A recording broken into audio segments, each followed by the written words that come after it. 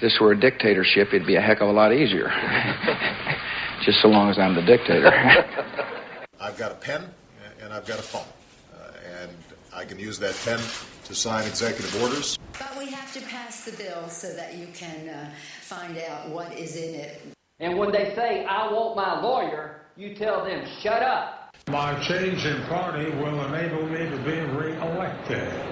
I actually did vote for the $87 billion before I voted against it. Mr. Reagan will raise taxes, and so will I.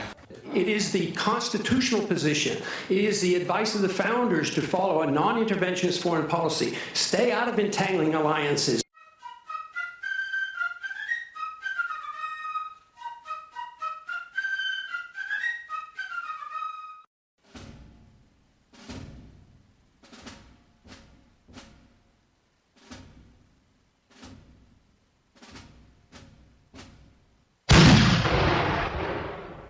This is a dangerous man, citizen. Avert your eyes. Don't you dare listen to this man. Avert your eyes, citizen. He's extreme.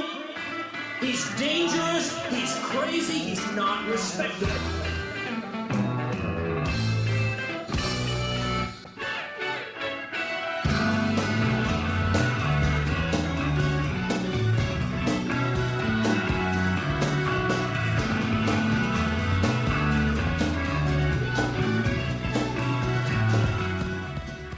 Welcome to episode 2 of Liberty or Death Radio. You can find us on Facebook at facebook.com/Liberty or Death Radio.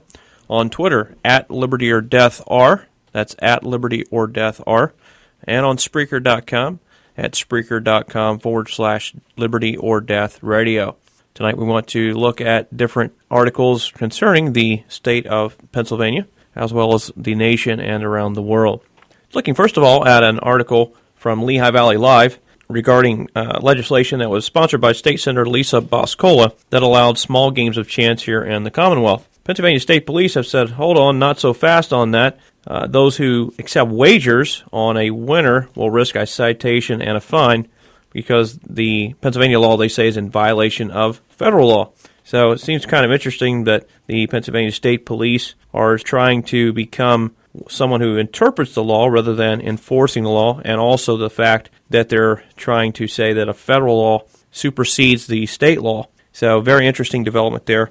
Doesn't seem to be their jurisdiction to do that, and also they're mostly should be concerned with upholding Pennsylvania state law rather than federal law. In other news about the Pennsylvania State Police, the Philadelphia Declaration has learned that the state police have been in possession of a highly controversial type of surveillance technology known as Stingray since December of 2013.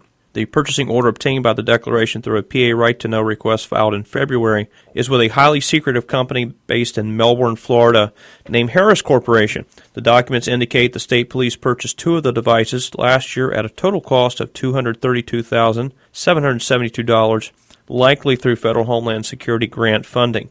The use of this powerful domestic surveillance technology is coming under increasing scrutiny and criticism for its ability to trick cell phones within a targeted radius into connecting to the device by posing as a fake cell tower. The easily portable device can rest inside a police cruiser, for instance, and once a Stingray gathers a phone's International Mobile Subscriber Number, or IMSI, and that phone's serial data, the phone can be singled out for closer scrutiny, including real-time location tracking. More details on the state police purchase include last year authorities obtained the latest version of the technology, Hellstorm, an upgrade to Stingray which, if used in combination with a software named PinLink, enables authorities to communicate directly with cell service carriers over an internet connection to strengthen real-time location tracking. In addition to the PSP's Hellstorm upgrade, the agency also bought Harpoon amplifier antenna. This gives the authorities ability to project its surveillance signal further or from a greater distance depending on the location of the targets.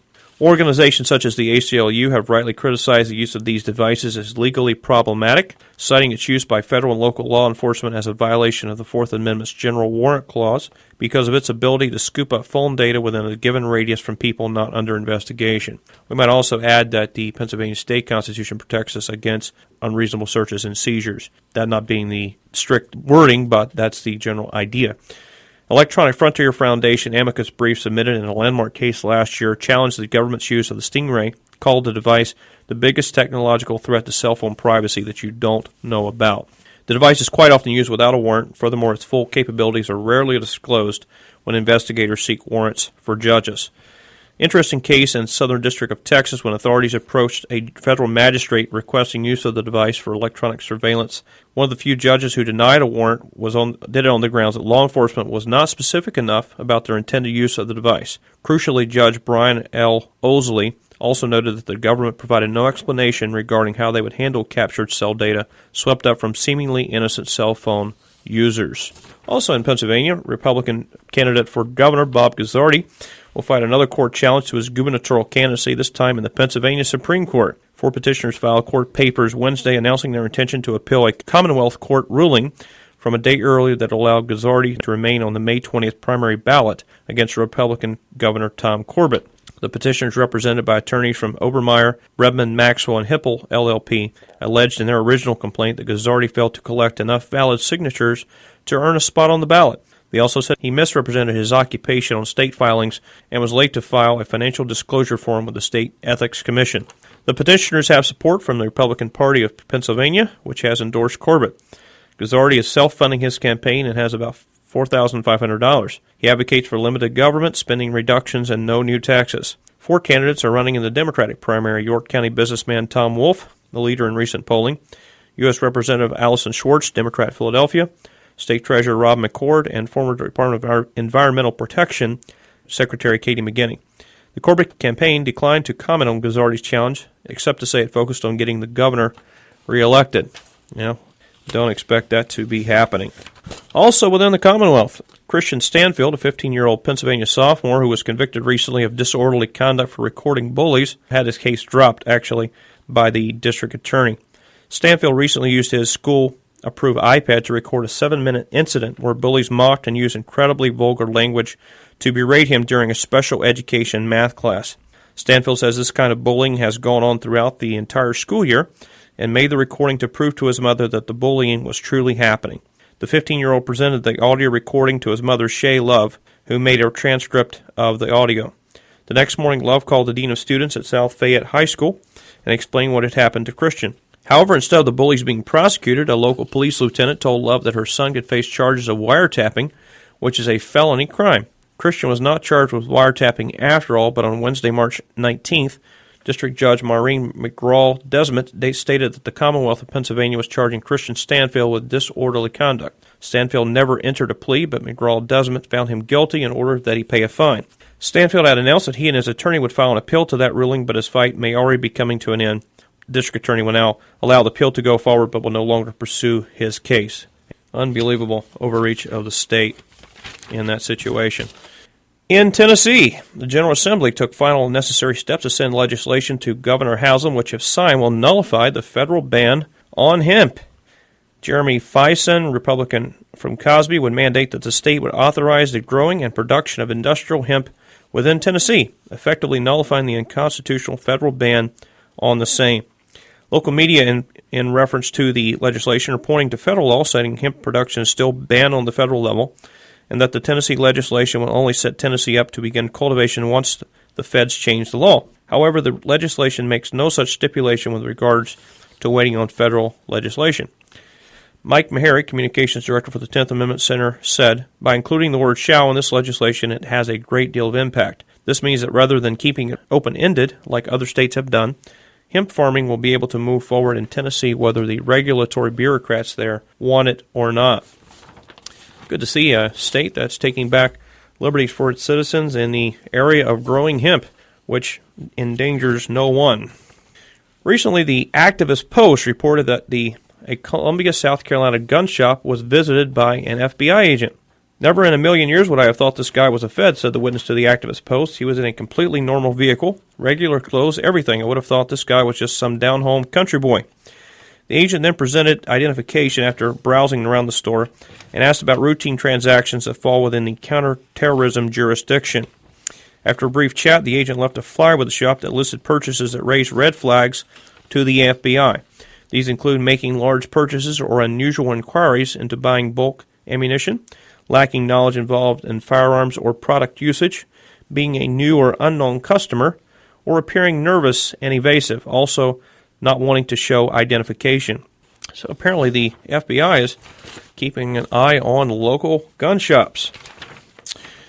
Recently, a construction worker at the VA Medical Center in downtown Charleston was charged with a $525 fine for an 89-cent drink refill that he failed to pay for. Christopher Lewis, an on-site construction worker, said he didn't know refills at the VA Medical Center in downtown Charleston came at a price, and Wednesday during his lunch hour he was originally slapped with federal charges. The ticket was issued by the federal police force at the VA Medical Center in downtown Charleston after Lewis refilled his soda without paying the 89 cents. A hospital spokesperson said on Wednesday, calling it a theft of government property.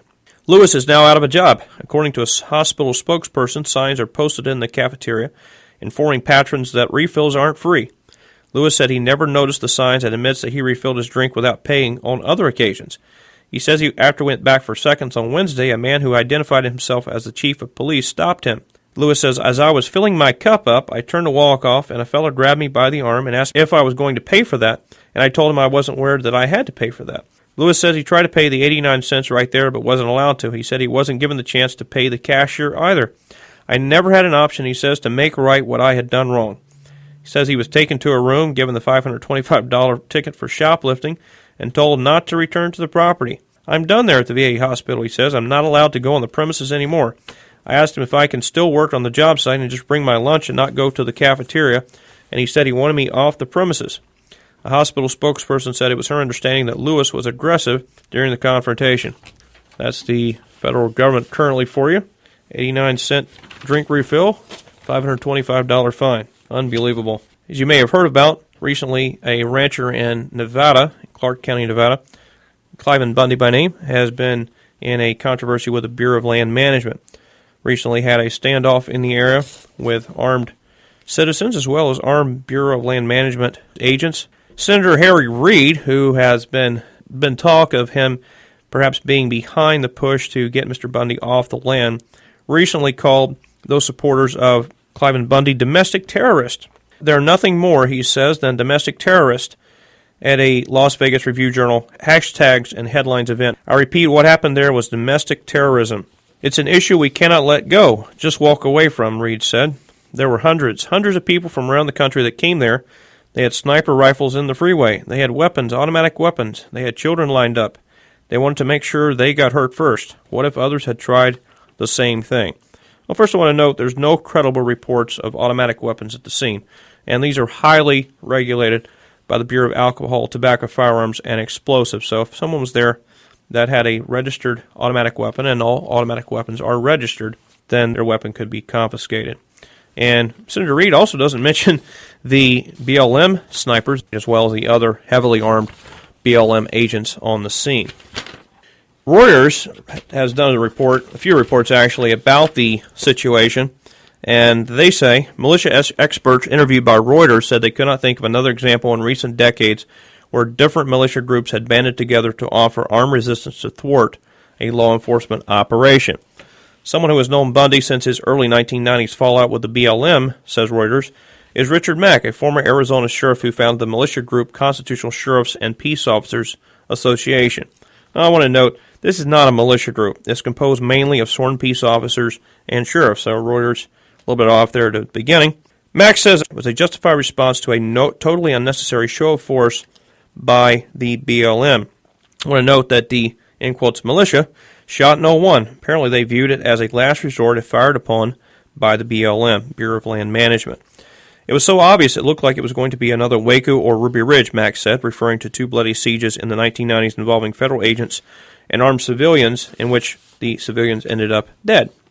We weren't going to let that happen again, he said. Mack, who wore his gun on his hip, and other Bundy supporters interviewed by Reuters said they would not shoot first but would retaliate if fired upon. We did not want anything to get out of hand, Mack said. The question is whether they're going to see sustained flame up now, says Catherine Stock, a history professor from Connecticut College. We could see more of that if they actually think the federal government is going to stand down. It's not the groups, it's not their concerns, it's not their anger, all that is old, but the federal government backing down? I was like, wow, seriously. So I have to wonder if they think She thinks that they're going to forget it all if the feds did and indeed murder people, kill them on the scene. Would they think that's probably a something to not be more concerned